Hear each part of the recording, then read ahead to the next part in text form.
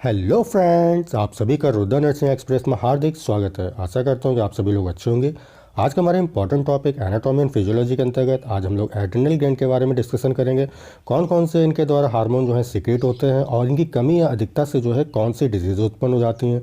तो वीडियो को बिल्कुल भी स्किप ना करें, बहुत इंपॉर्टेंट टॉपिक है। और जो फ्रेंड इस चैनल पर पहली बार आए हैं, चैनल को सब्सक्राइब जरूर कर लें और नोटिफिकेशन बेल को दबा के ऑल पे क्लिक कर लें, क्योंकि यहाँ आपको नर्सिंग से रिलेटेड ऐसे ही नोट्स मिलते रहते हैं। तो चलिए स्टार्ट करते हैं। चलिए सबसे पहले देखिए यहाँ पे एड्रिनल ग्लैंड है, तो याद रखिएगा एड्रिनल ग्लैंड को हम लोग सुप्रारीनल ग्लैंड भी कहते हैं। अब यहाँ पे देखिए नाम क्यों पड़ा, तो सुप्रा का मतलब क्या, याद रखिएगा कहीं भी अगर सुप्रा वर्ड या सुपीरियर आ जाए तो उसका मतलब क्या होता है, टॉप। ठीक है, और रीनल का मतलब किडनी। तो यानी कि ये जो ग्लैंड होगी वो कहाँ स्थित होगी, किडनी के बिल्कुल टॉप पर स्थित होगी, जैसे कि आप ये फिगर में भी देख रहे हैं। देखिए ध्यान से देखिए फिगर में, इसीलिए जो है इसको हम लोग सुप्रारीनल ग्लैंड कहते हैं। और ये कलर में कैसी आपको देखने को मिलेगी, येलो कलर की होगी। क्लियर है। प्रत्येक एड्रिनल ग्लैंड के जो है दो भाग होते हैं। ठीक, एक आपका होता है एड्रिनल कॉर्टेक्स, जो कि आपका आउटर पार्ट होगा, जैसे ये देख रहे हैं आप फिगर में, ये हमारा क्या है, एड्रिनल कॉर्टेक्स। और जो अंदर का होगा वो आपका क्या होगा, एड्रिनल मेडुला होगा। क्लियर है। याद रखिएगा एड्रिनल ग्लैंड को जो हम लोग 4S ग्लैंड के नाम से भी जानते हैं। 4S का मतलब क्या होता है, sugar metabolism, salt retaining hormones, sex hormones या स्ट्रेस हार्मोन्स। क्लियर है। चलिए एड्रिनल कॉर्टेक्स जो होता है, याद रखिएगा इसका वेट कितना होगा, 4 ग्राम होता है। और जो उसकी उत्पत्ति होती है कहाँ से होती है, ओरिजिन मेसोडर्म से होती है। ठीक है, याद रखिएगा हमारी जो एम्ब्रियो होती है, तो एम्ब्रियो में 3 प्रकार की लेयर आपको देखने को मिलेंगी। एक जो सबसे आउटर जो लेयर होती है उसको हम क्या कहते हैं, एक्टोडर्म कहते हैं। और जो बीच की जो लेयर होगी, जो मध्य की लेयर होती है, उसको हम क्या कहते हैं, मेसोडर्म कहते हैं। और जो सबसे अंदर की लेयर होती है उसको हम क्या कहते हैं, इंडोडर्म कहते हैं। क्लियर है। तो एड्रिनल कॉर्टेक्स का ऑरिजिन कहाँ से हो गया, याद रखिएगा मेसोडर्म से होगा। जबकि वहीं अगर हम एड्रिनल मेडुला की बात करते हैं तो उसका वेट जो है 1 ग्राम होता है। और जो उसकी ऑरिजिन होती है कहाँ से होती है, एक्टोडर्म से होगी। क्लियर है।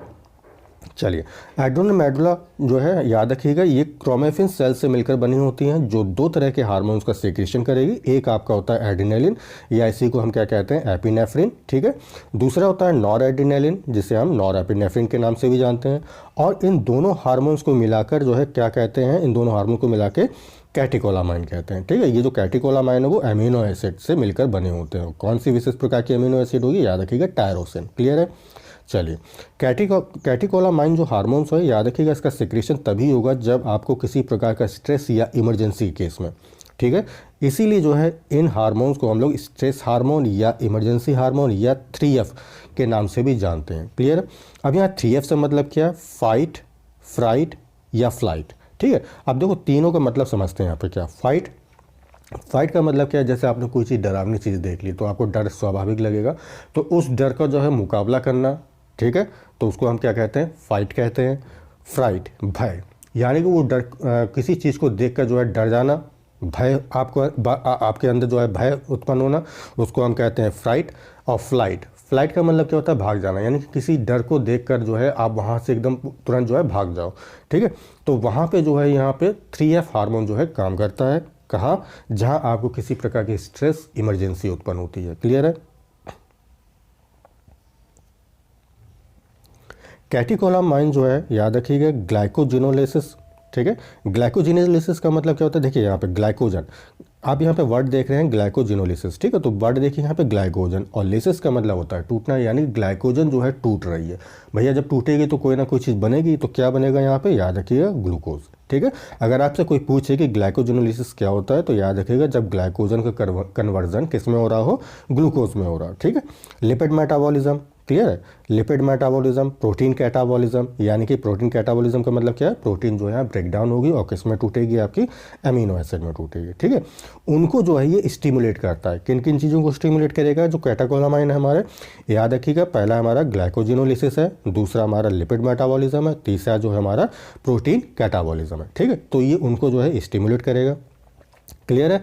अब हम बात करते हैं एड्रिनल कॉर्टेक्स में 3 प्रकार की जो है लेयर पाई जाती है, जैसे कि आप ये फिगर में देख रहे हैं। ठीक है, एक हमारी जो सबसे अंदर की जो लेयर होगी वो कौन सी होगी, याद रखिएगा जोना रेटिकुलेरिस। क्या, जोना रेटिकुलेरिस, जैसे कि आप फिगर में देख रहे हैं, ये देखिए जो सबसे अंदर की जो लेयर है वो क्या है, हमारा जोना रेटिकुलेरिस है। ठीक है, जो मिडल लेयर है वो क्या है, हमारे जोना फैसिकुलेटा है। और जो सबसे अंदर की जो सबसे आउटर की जो लेयर है उसको हम क्या कहते हैं, जोना ग्लोमेरुलोसा कहते हैं। क्लियर है। अब यहाँ पे हम देखेंगे कि आगे चल के कि ये जो अलग अलग की जो लेयर होती हैं ये अलग अलग प्रकार के हार्मोन का सिक्रीशन करती हैं। तो चलिए देखते हैं कौन सी लेयर कौन से हार्मोन का सिक्रीशन करेगी। सबसे पहला है जोना ग्लोमेरुलोसा, ठीक है, जो कि सबसे हमारी आउटर लेयर थी। तो याद रखिएगा ये जो है मिनरेलोकॉर्टिकॉइड्स या एल्डोस्टेरोन हार्मोन का सिक्रीशन करती है। क्लियर है। वहीं अगर हम जोना फेसिकुलेटा की बात करते हैं, ठीक है, तो ये ग्लूकोकॉर्टिकॉइड्स या इसी को कॉर्टिसोल हार्मोन कहते हैं, ठीक है, उसका सिक्रेशन करते हैं। और कुछ मात्रा में जो है याद रखिएगा एंड्रोजेंस, ठीक है, जैसे कि टेस्टोस्टेरोन और हमारा एंडोस्टेरोन, ठीक है, इन हार्मोन का भी सिक्रेशन जो है करती है। ठीक, वहीं अगर हम बात करते हैं जोना रेटिकुलरिस की, ठीक है, तो ये जो है सेक्स कॉर्टिकॉइड या टेस्टोस्टेरोन हार्मोन या सेक्स हार्मोन या गोनेडोकॉर्टिकॉइड हार्मोन का सिक्रेशन करती है। क्लियर है। नेक्स्ट है हमारा ग्लूकोकॉर्टिकॉइड्स। तो ठीक है, ग्लूकोकॉर्टिकॉइड जो है ये किसको स्टिमुलेट करेगा, आपको ग्लूकोनियोजेनेसिस, ठीक है। अब ग्लूकोनियोजेनेसिस क्या है, देखिए मैंने यहाँ पे बिल्कुल इंडिकेट किया है क्या होता है, नॉन कार्बोहाइड्रेट्स कार्बन प्रोडक्ट, ठीक है, जो भी ऐसे कंपाउंड जो कैसे हों, नॉन कार्बोहाइड्रेट हो और उसमें कार्बन ना हो, ठीक है, जैसे हमारा लैक्टेट है, ठीक, ग्लिसरॉल है, ग्लूकोजेनिक अमीनो एसिड है, इनसे क्या हो, ग्लूकोज का जब फॉर्मेशन होता है तो उसको हम क्या कहते हैं, ग्लूकोनियोजेनेसिस कहते हैं। क्लियर है। और ये जो क्रिया होती है ज़्यादातर कहाँ आपको देखने को मिलेगी, सबसे ज़्यादा होती है लीवर में और कुछ मात्रा में याद रखिएगा किडनी के कॉर्टेक्स पार्ट में भी होती है। क्लियर है। और इसका क्या क्या काम होता है ग्लूकोकॉर्टिकॉइड का, लिपोलिसिस यानी कि लिपिड को ब्रेक डाउन करना, फैट का ब्रेक डाउन करना, प्रोटियोलिसिस मीन्स प्रोटीन का ब्रेक डाउन करना। क्लियर है। चलिए इंपॉर्टेंट पॉइंट है, याद रखिएगा यह हार्मोन जो है सुबह के समय यानी कि 5 बजे से 8 बजे के मध्य में जो है बहुत ज़्यादा मात्रा में यानी कि सीक्रेट होता है, बहुत ज़्यादा उसका लेवल देखने को मिलेगा ब्लड में। वहीं अगर मिडनाइट की बात करते हैं तो बहुत ही कम सीक्रेट होगा। क्लियर है। या हम ऐसे भी कह सकते हैं बहुत ही ब्लड में जो है कम मात्रा में देखने को मिलेगा। क्लियर है। चलिए अब हम बात करते हैं कॉर्टिसोल की। क्लियर है। तो cortisol maintain the cardiovascular system, ये किसको मेंटेन करेगा यानी कि किसको रेगुलेट करेगा, कार्डियोवैस्कुलर सिस्टम को मेंटेन करके रखता है, as well as the kidney function, और किडनी के फंक्शन को भी जो है मेंटेन करके रखेगा। ठीक है। And produce anti inflammatory reaction, और क्या प्रोड्यूस करेगा, एंटी इन्फ्लामेटरी रिएक्शन प्रोड्यूस करेगा। क्लियर है। And suppress the immune response, और क्या करेगा, इम्यून रिस्पॉन्स को सप्रेस करेगा।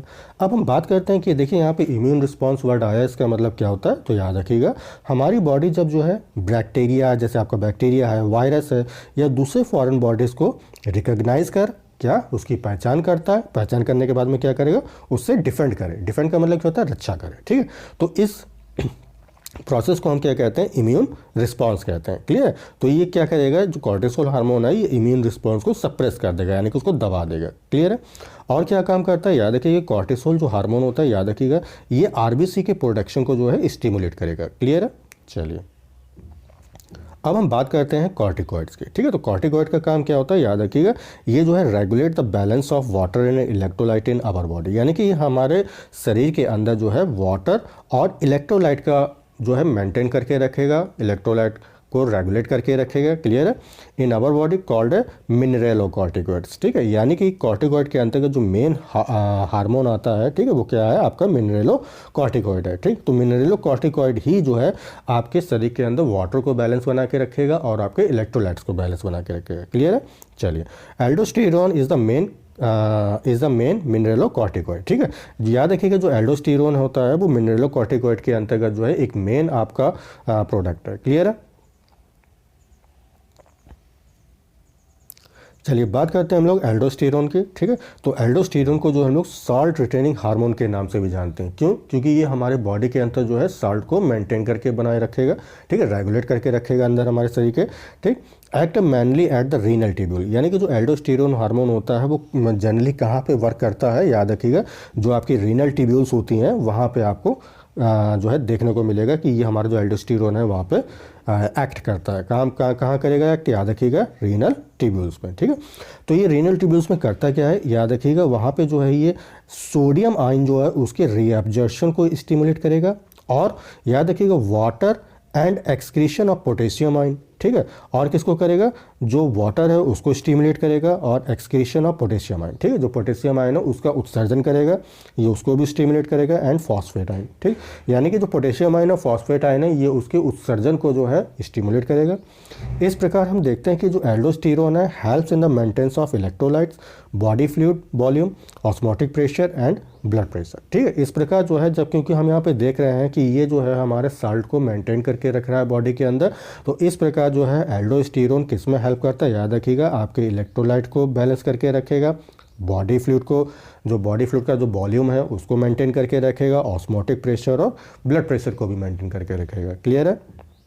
चलिए, small amount of androgenic steroids are also secreted by the adrenal cortex, ठीक है, यानी कि जोना रेटिकुलरिस और जोना फैसिकुलर, ठीक है, इन दो लेयर के द्वारा जो है कुछ मात्रा में आपको याद रखिएगा एंड्रोजेनिक स्टेरॉइड हार्मोन जो है ये भी सीक्रेट होता है। इसका काम क्या होता है, which play important role in the growth of axial hair, जिसका काम क्या होता है आपके एक्सियल हेयर को ग्रोथ करने में, ठीक है, प्यूबिक हेयर को ग्रोथ करने में, फेशियल हेयर को ग्रोथ करने में, कब, ड्यूरिंग ए प्यूबर्टी। चलिए, अब हम देखेंगे कि एड्रिनल हार्मोन जो है, अगर एड्रिनल हार्मोन्स का डिसऑर्डर हो जाए हमारे शरीर के अंदर, ठीक है, तो क्या क्या डिजीज़ जो है कॉज होती है। तो सबसे पहला है हमारा एडिसन डिजीज़, ठीक है, एडिसन डिजीज़।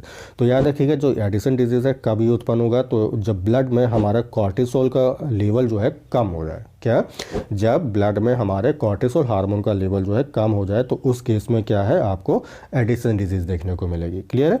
चलिए, अब इसके हम लक्षण देख लेते हैं, क्या क्या साइन एंड सिम्टम्स आपको देखने को मिलेंगे, क्लिनिकल फीचर्स क्या है इसके। तो सबसे पहला क्या है, हाइपोग्लिसीमिया, ठीक है, हाइपो का मतलब कम और ग्लिसीमिया का मतलब ग्लिसरॉल यानी कि ग्लूकोज, ठीक है, जब ग्लूकोज का लेवल कम हो जाए। रिड्यूस बीएमआर, ठीक है, बेसिक मेटाबॉलिज्म जो रेट है वो कम हो जाता है। हाइपर कैलीमिया, ठीक है, बॉडी टेम्परेचर फॉल्स, जो आपका बॉडी टेम्परेचर है वो गिरने लगता है। ठीक, हार्ट बीट में भी स्टॉप, और जो हार्ट बीट है वो एकदम रुक सकती है। ठीक है, गैस्ट्रोइंटेस्टाइनल डिसऑर्डर हो सकते हैं। Bronze like of pigmentation of skin, जो स्किन है वो आपको कैसे देखने को मिलेगी, एकदम ब्रॉन्ज लाइक देखने को मिलेगी। ठीक है, जैसे कांसा होता है, ठीक उस टाइप में।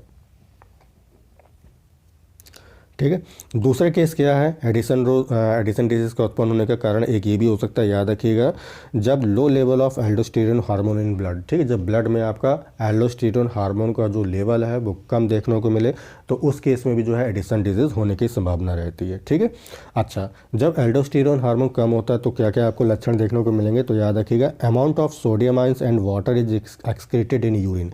ठीक है, यानी कि जो सोडियम आयंस और वाटर की जो मात्रा है वो यूरिन के फॉर्म में जो है बाहर निकलने लग जाएगी। ठीक है, लीडिंग टू डिहाइड्रेशन। अब इससे होगा क्या, स्वाभाविक बात है, जब यूरिनेशन, जब ये सारी चीज़ें वाटर और आपके सोडियम आयन जब जो है यूरिन के फॉर्म में बाहर निकलने लग जाएगी, तो क्या होगा, आपके शरीर के अंदर जो है डिहाइड्रेशन की शिकायत हो जाएगी। ठीक है, पानी की कमी हो जाएगी। ठीक, और क्या क्या होगा, लो ब्लड प्रेशर हो जाएगा और आपके शरीर के अंदर वीकनेस महसूस होगी। क्लियर है।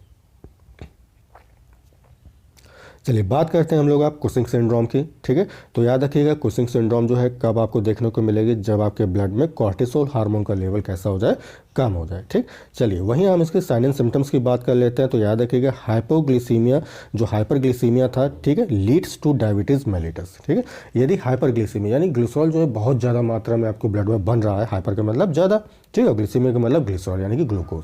ठीक है, जब ग्लूकोज ज़्यादा मात्रा में बनता है तो क्या होता है, याद रखिएगा, ये जो है डायबिटीज़ मेलिटस को लाने की पूरी संभावना करता है। क्लियर है।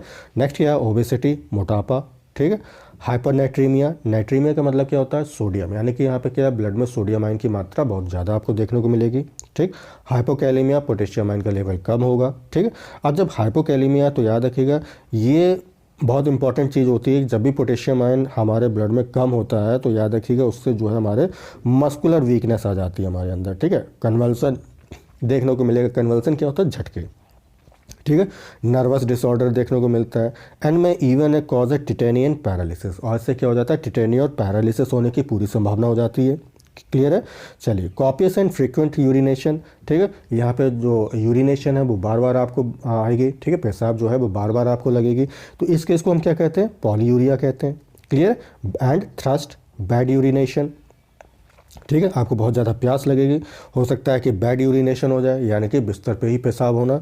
ठीक है, इसको हम क्या कहते हैं, नॉक्ट्यूरिया कहते हैं। नॉक्ट्यूरिया का मतलब होता है रात्रि के समय। ठीक है, रात्रि के समय पेशाब आना। क्लियर है।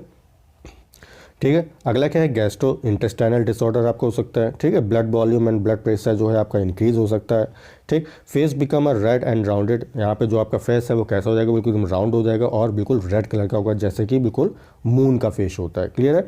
शोल्डर स्वेल्स, ठीक है, जो आपके कंधे हैं वो कैसे हो जाएंगे, उनमें सूजन आ जाएगी, जैसे कि इसको हम क्या कहते हैं, बफेलो हम्प्स कहते हैं, क्लियर है। एंड एब्डोमेन डायलेट, और यहाँ पे जो आपका एब्डोमेन है वो कैसा होगा, डायलेट करेगा, यानी कि फूल जाएगा आपका पेट जो है, ठीक है, क्लियर है। चलिए, वहीं पेशेंट में die from brain haemorrhage, patient जो है ब्रेन हेमरेज के कारण मर भी सकता है, क्लियर है। कार्डियक अरेस्ट भी उसको हो सकता है, निमोनिया भी हो सकती है, ठीक। Excessive loss of hydrogen ion in urine, ठीक है, यूरिन में जो है बहुत ज़्यादा मात्रा में आपका हाइड्रोजन आयन जो है लॉस हो जाएगा, और जब ऐसा होगा तो क्या होगा, याद रखिएगा, एल्कोसिस होने की पूरी चांसेस होते हैं, क्लियर है। चलिए बात करते हैं हम लोग एल्डोस्टेरोनिज्म, जिसे हम कॉन सिंड्रोम के नाम से भी जानते हैं, ठीक है। तो ये कब होता है, याद रखिएगा, level of aldosterone hormone increase in blood, ठीक है, जब ब्लड में हमारा एल्डोस्टेरोन हार्मोन का लेवल जो है क्या हो जाए, ज़्यादा हो जाए, तो उस केस में जो है एल्डोस्टेरोनिज्म या कॉन सिंड्रोम होने के चांसेस बढ़ जाते हैं, क्लियर है। चलिए इसको साइन एंड सिम्टम्स देख लेते हैं। तो याद रखिएगा, राइज इन ब्लड वॉल्यूम, ठीक है, जो आपका ब्लड वॉल्यूम है और जो ब्लड प्रेशर है वो कैसा करेगा, इंक्रीज करेगा, राइज करेगा, बट विदाउट इडीमा, यानी कि इंक्रीज करेगा लेकिन यहाँ किसी भी प्रकार की आपको जो है इडीमा यानी कि सूजन जो है देखने को नहीं मिलेगी, क्लियर है। नेक्स्ट क्या है, हाइपरनेट्रीमिया, ठीक है, यानी कि हाइपरनेट्रीमिया का मतलब क्या होता है, जब ब्लड में आपके सोडियम आयन का लेवल बढ़ जाए, ठीक है।